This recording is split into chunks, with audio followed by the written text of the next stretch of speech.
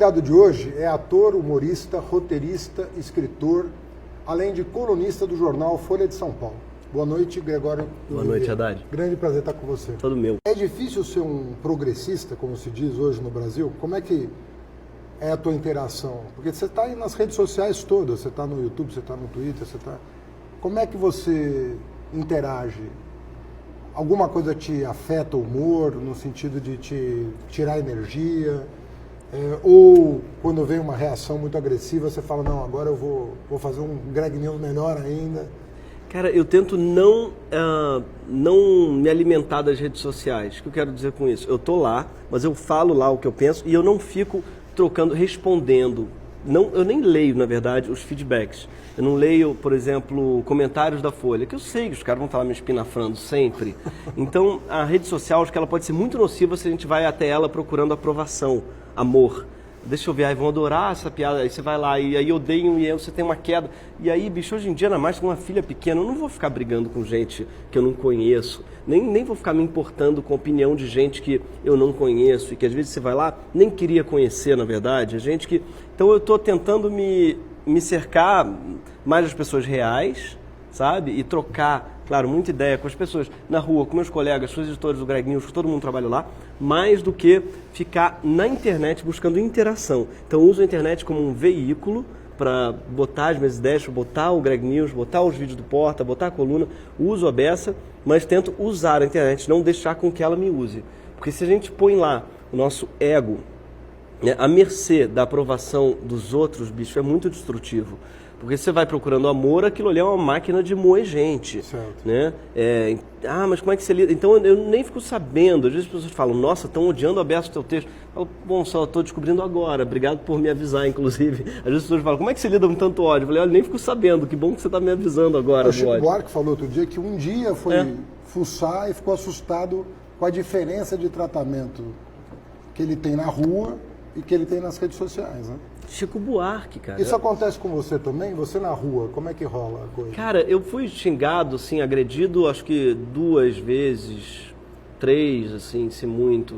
De modo geral, claro, tem uns olhares assim. Aliás, eu sou um bom ibope para saber, e eu acho que você também tem isso, saber em quem que as pessoas estão votando no bairro. Porque eu vou passando e eu vou vendo se é assim, se é assim, sabe? Então eu sirvo meio quase como um ibope. Deixa eu ver em esse restaurante se ele é bolsonarista. Eu entro já de cara, eu já vejo se tem um... Ih, caramba, Gregório, você teve um engajamento recente, muito proeminente, e se tornou uma figura pública que as pessoas reconhecem como uma inspiração.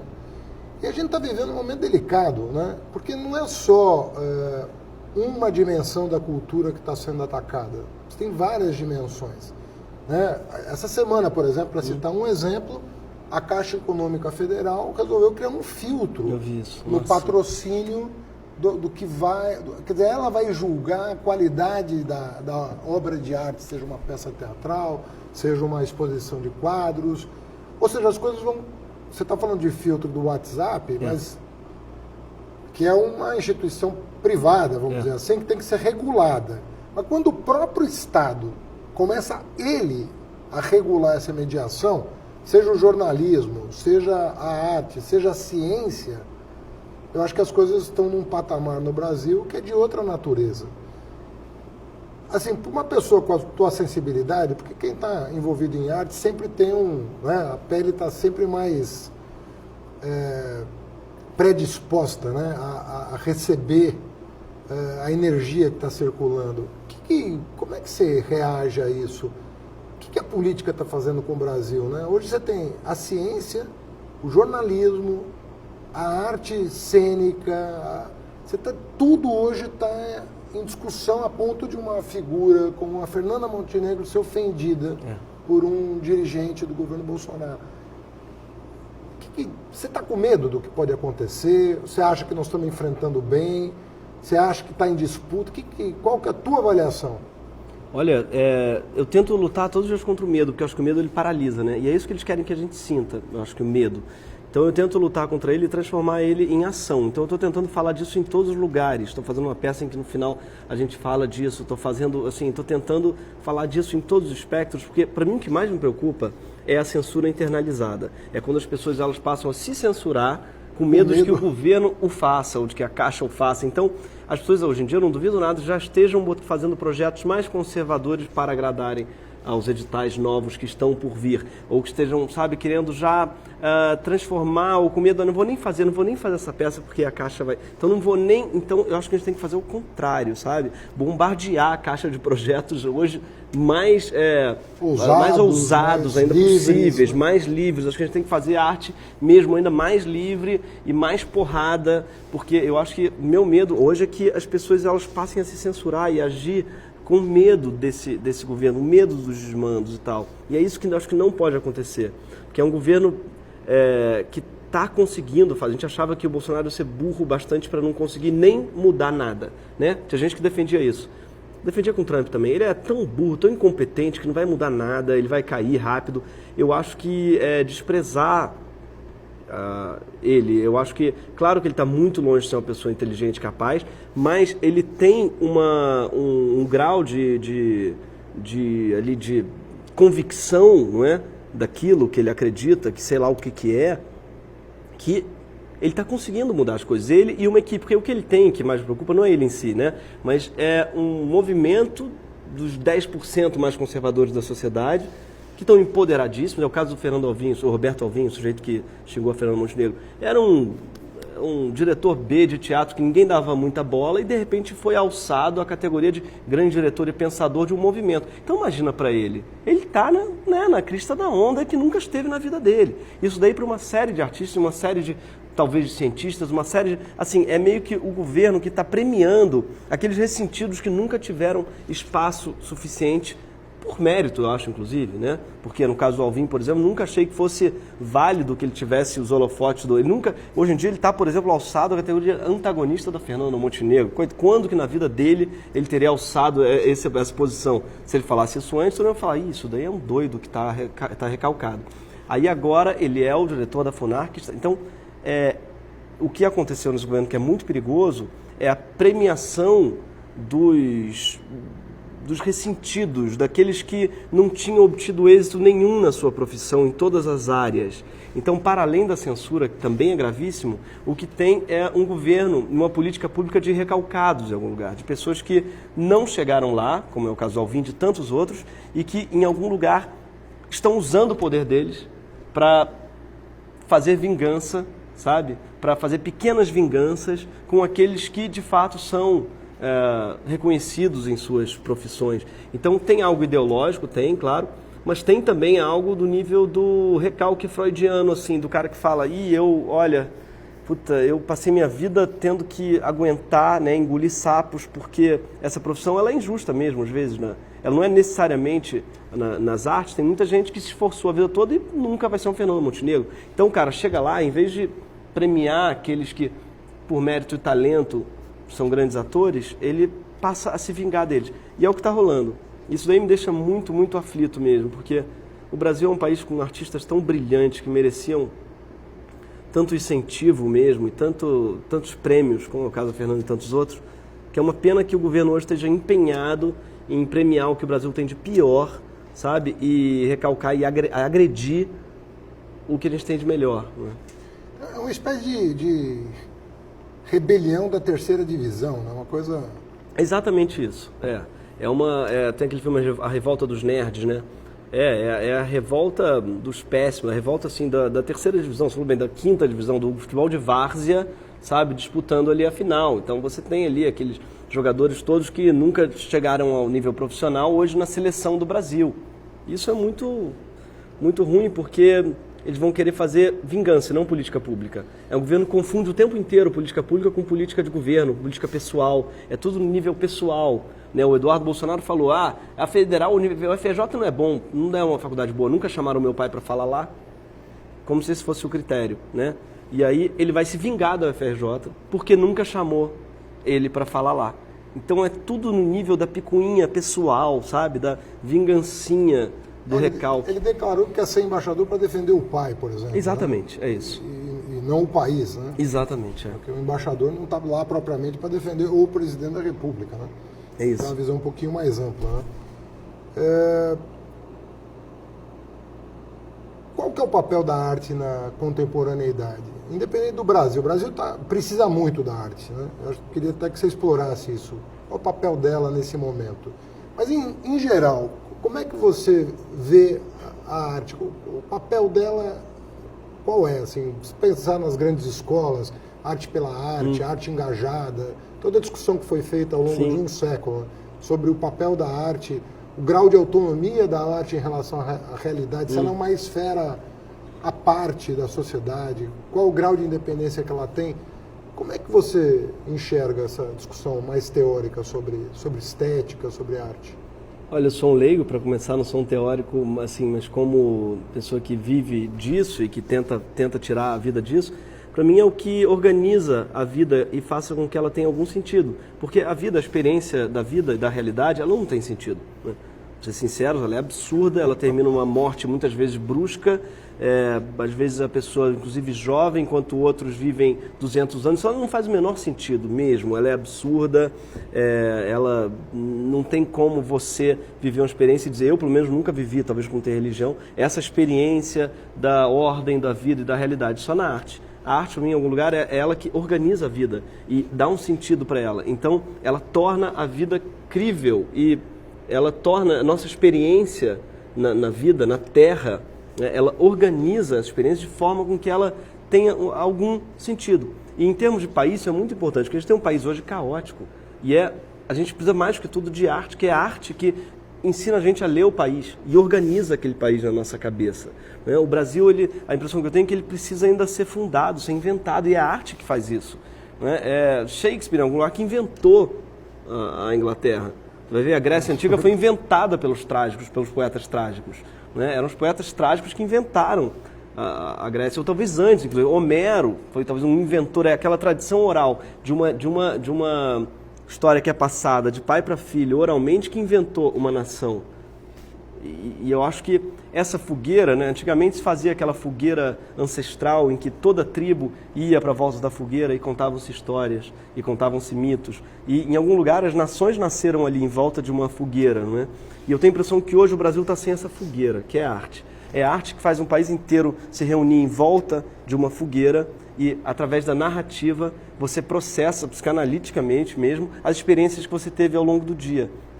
Então eu acho que é isso que o Brasil precisa mais do que nunca, sabe? Assistir a uma mesma fogueira. Eu acho que o celular, em algum lugar, dá pequenos fósforos ali, pequenos foguinhos em que cada um está vendo a sua narrativa e está vendo ali no WhatsApp uma história que mandou e ninguém, eu tenho a impressão, que está comungando de uma fogueira, sabe, comum, que eu acho que para mim, essa função da arte. Até que ponto você sente os efeitos? A publicidade, de alguma forma, tenta orientar o teu trabalho na rede social? Olha, por sorte, nem um pouco.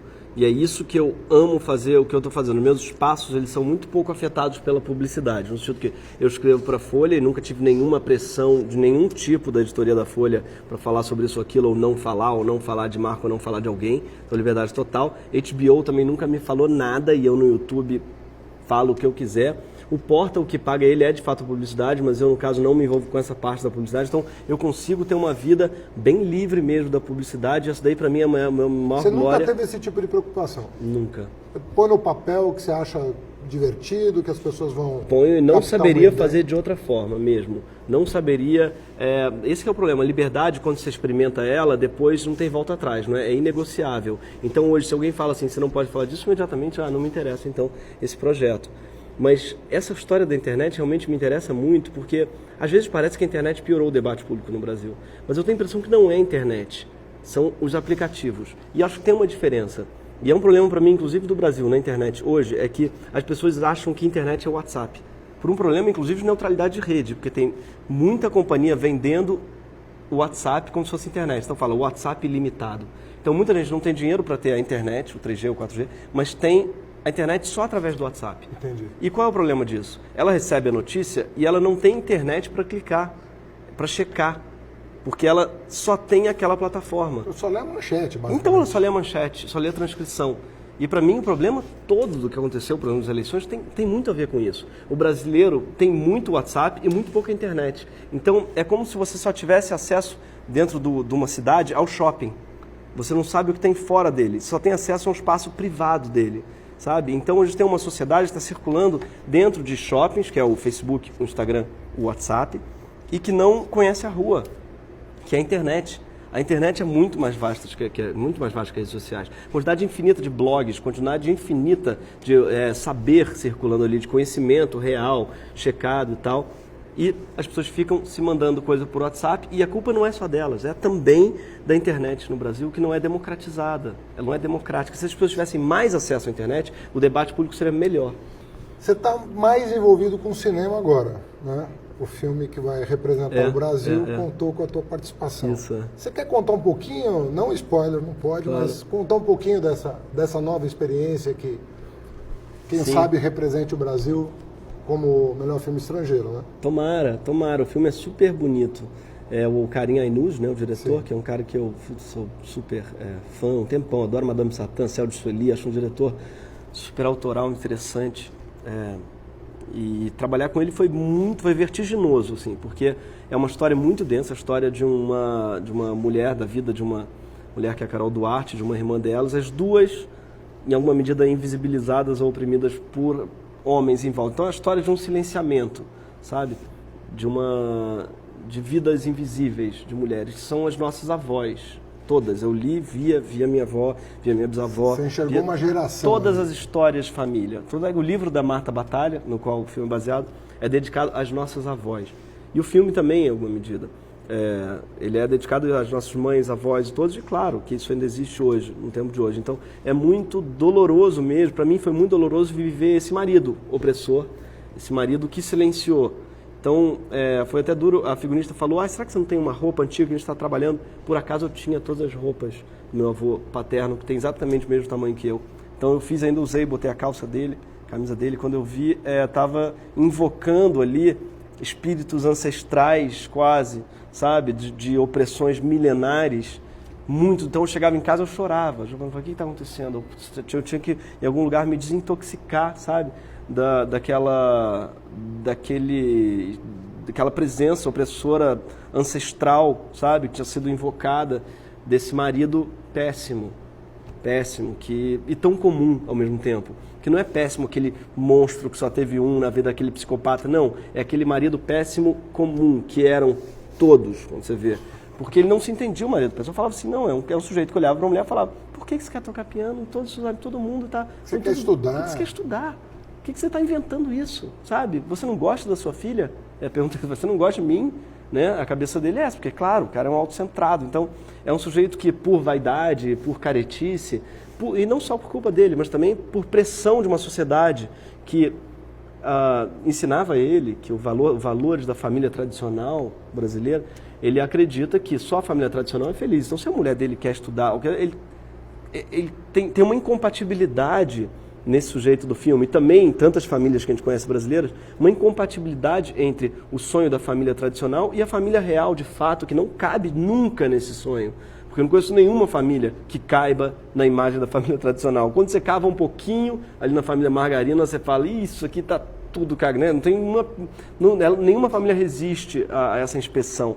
E essa família do filme tampouco, e nenhuma. Então, o filme fala um pouco disso, na verdade. Recentemente, o Edir Macedo falou que jamais deixaria as filhas fazer universidade, só até o ensino médio, antes de casar. Nossa. Porque é o marido que tem que ser o... Você tem um receio aí de que, com essa profusão de declarações retrógradas sobre o papel da mulher, a gente possa viver aí uma fase Handmaid's Tale, uma coisa parecida? Obviamente não caricaturada como aquela, mas assim, a mulher teve um avanço extraordinário no último período no Brasil, né? Você vê a produção científica brasileira, 70% produção feminina. Ah, é? É. Uau. Hoje as mulheres são maioria nos cursos de alta demanda, altíssima demanda, com raríssimas exceções. Acho que você tem engenharia que não, mas medicina já é uma coisa colossal, a presença da mulher é a maioria na pós-graduação. E essa coisa do novo feminismo e dos vários feminismos está muito proeminente no debate na sociedade, inclusive contraproducente, porque jogam, por meio de falácias, de argumentos falaciosos, jogam as coisas muito contra esse ímpeto renovado, né, da posição da mulher. Sim. Você acha que esse é um dos choques contemporâneos? Isso está colocado nos ambientes que você, obviamente não os que você vive, mas que você olha, o que você observa? Claro. Eu tenho a impressão que esse governo, esse avanço de Bolsonaro, do bolsonarismo de modo geral, mais do que um movimento conservador, é um movimento reacionário, né? E é uma reação aos avanços dos últimos 20 anos, em todos os setores da sociedade. E um deles realmente é no feminismo. Então, eu acho que isso é sim um movimento de machos ressentidos com a perda de um espaço, perda de um poder, se sentem como se tivessem tirado algo deles, não é? E de fato tiraram, mas é que eles tinham demais em algum lugar. Então, eu acho que é um avanço. Tem um ódio ao feminismo nesse movimento que está no coração desse movimento, tanto é que você vê, tem 20 e tantos ministérios, tem uma, duas ministras, é um governo com muito pouca representação feminina, e as representações femininas têm são a Damares, que nega o feminismo, que diz coisas talvez ainda piores do que isso que você falou do Edir Macedo. Então, eu acho que tem tudo a ver com isso mesmo, cara, são machos ressentidos. Igual a gente falou do ressentimento profissional, tem um ressentimento de gênero muito grande, sentem que perderam algo ali nesses últimos 20 anos, não é? Você falou uma coisa, você falou que nunca foi de religião e tal, mas existe uma tensão histórica, né, entre religião e humor, né? Isso está longe de ser incompatível, muito pelo contrário, nas sociedades civilizadas essas coisas convivem bem, mas religião e comédia, religião e humor são coisas delicadas. Tem vários episódios no mundo, vamos começar com Monty Python, né, que está fazendo 50 anos essa semana. Eu cheguei a te perguntar num almoço se você tinha Monty Python como referência, e você falou, todo comediante, todo humorista tem Monty Python como referência. São gigantes. E Monty Python tem muito dessa coisa, eles não se restringem, né? Eles avançam nesse debate. E eu cheguei a ver entrevistas maravilhosas em que perguntavam, vocês não estão desrespeitando Jesus Cristo? E as explicações eram magistrais. Dizendo, não, nós estamos... nossa crítica não é a figura, o uso que se faz dela. O que você me diz? Assim, eu vejo o Porta dos Fundos e vira e mexe tem uma zoada com essa coisa, né? O Deus da Polinésia, o pastor... enfim, são esquetes maravilhosos, divertidíssimos, muito vistos. Como é que você encara essa relação? Como é que você encara o respeito que você deve à crença das pessoas? Cada um tem o direito de pensar o que pensa, o que quiser do mundo, de como foi criado. Como é que você vê essa tensão entre o humor e a religião? Eu adoro humor com religião de modo geral, porque eu acho que uma das coisas que o humor... Eu vejo que não importa você, em geral. Eu faço muito, o Fábio mais que eu ainda. Você está metido sempre... O Fábio tem uma questão de vingança pessoal, porque estudou numa escola muito, muito religiosa, então acho que ele tem essa... o Fábio tem. O Fábio tem. Ele que sabe tudo de militar, e em geral ele que até que escreve, mas eu adoro, confesso. E tem uma coisa que eu acho que o humor, ele trabalha com tabu, ele trabalha com proibição, não é? Assim, em algum lugar. Você está trabalhando... obviamente, você é chamado a falar, né? Claro. Está proibido, vamos... Se é sagrado, é assunto, sabe? Em algum lugar. Por isso que sexo, em algum lugar, é sempre um assunto de humor. Por que é um tabu? Porque você fala e as pessoas ficam nervosas e riem. Então, o humor, ele, em geral, trabalha com esse limite... Com incômodo, né? Com incômodo. E com o que não pode ser dito. Por isso o palavrão também tem em geral, um efeito cômico. E o humor que a gente gosta de fazer tem muito a ver com isso, claro. E tem uma coisa que, às vezes, as pessoas falam, em geral, no campo mais evangélico, não qualquer evangélico, tem muitos evangélicos que gostam, inclusive, do Porta. Aliás, tem evangélicos no Porta, não é? O Rafael Portugal, por exemplo, é evangélico. Tem, aliás, o Porta, também, religiões, ele é super vasto. Plural. Muito plural. Diverso. Do Tabet é espírita, o Rafael Portugal, ele é evangélico, a Tati é católica, cada um tem realmente, é um lugar super vasta nesse sentido, e todos eles têm em comum o fato de que acreditam, mas o Deus deles ri. O Deus deles acha graça. Eles acham, o Rafael inclusive diz, acho que Jesus acharia a maior graça nessas piadas, o Rafael diz. E eu acho que tem uma coisa, às vezes as pessoas falam, isso é cristofobia, né? O Marco Feliciano sempre fala isso, já tentou processar a gente 3 vezes com esse argumento da cristofobia, da intolerância religiosa, coisas desse tipo. Vocês dizem que não faz humor, vocês respeitam minoria e tal, mas falam o tempo todo dos cristãos que são perseguidos no Líbano e sei lá onde. Sim, talvez no Líbano, mas no Brasil eles não são minoria, tá? São empoderados. A beça em algum lugar, não dá para dizer que os cristãos, ou que ele, não tem poder de resposta, que não tem... Não, eles são uma maioria em todos os aspectos, não só demográfico, mas também no Congresso, mas também em todos os setores da sociedade. É a coisa do dia do orgulho hétero, né? É isso. É um troço parecido com isso. Isso, né? Exatamente. Hétero é tudo tudo, exatamente. Não dá para se falar de perseguição, pelo amor de Deus. Então a gente, em geral, se preocupa com isso mesmo. Essa pessoa que a gente está rindo, esse grupo que a gente está rindo, ele está desfavorecido, ele consegue responder de volta, em geral, o que a gente se pergunta, sabe? Ele tem algum poderio para responder de volta ou vai ser uma coisa vertical de cima para baixo, de bater em uma minoria? Quando a gente, não é. No caso, quando a gente faz vídeo para nos zoando pastor evangélico, que tem alguns, os caras têm muito mais poder que a gente, inclusive. Eles têm um canal inteiro de televisão, aliás, vários. Eles têm. Então não dá para dizer que, tadinho do Edir Macedo, não vai ter como responder pra gente. Ou seja, para além da paridade de armas, né? Tá tudo em paz. Tá tudo em paz, pelo amor de Deus, Você acha que isso é um critério para avaliar a qualidade do humor? Eu acho que é. A vulnerabilidade daquele que é... Totalmente. Eu acho que o humor precisa de coragem. Eu acho que quando você bate só em desfavorecidos, você está se mostrando um covarde. Sabe? E o Brasil está cheio de humor covarde. Está cheio de humor covarde. Cheio. Tem gente que bate só em mulher, homossexual, em negro, ou seja, tem humorista que bate nas mesmas pessoas que a polícia. Eu acho bicho, é um desserviço o que você está fazendo. Você fala assim, né? Você está batendo realmente, você está reforçando uma política, achando, e o pior, achando que está sendo corajoso, que fala assim, eu falo mesmo, que preto sei lá o quê. Bicho, você não tem coragem nenhuma nisso. Isso não é corajoso, você está falando o que o Brasil em algum lugar falou, ele está falando desde o século XVI.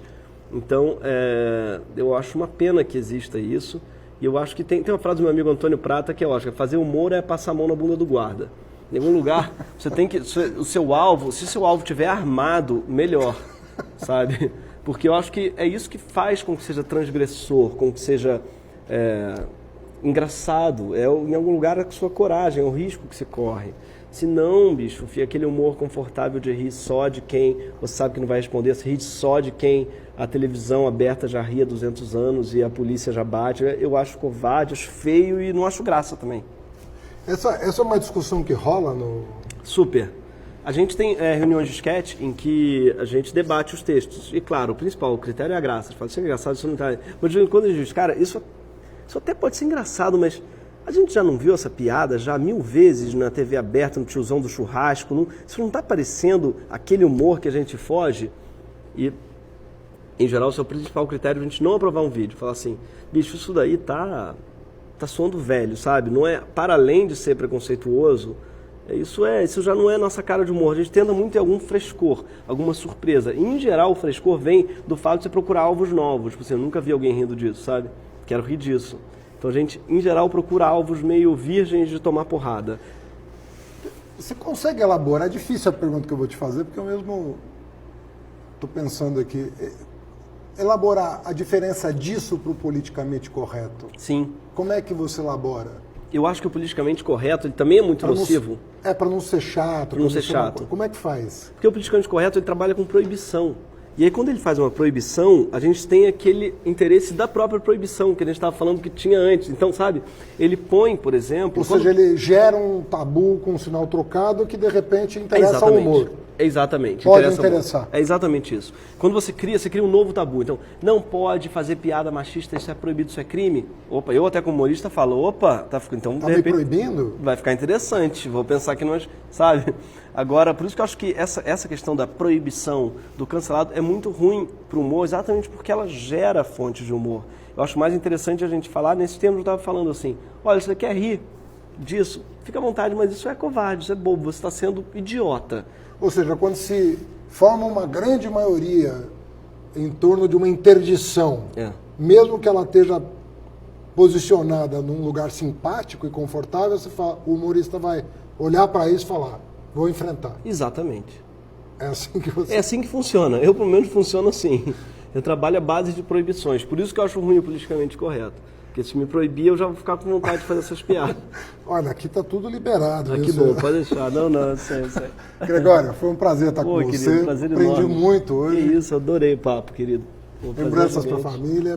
Valeu. E para a turma do Porta dos Fundos e do Greg News. Obrigado e siga na luta que precisamos muito de você aí. Legal.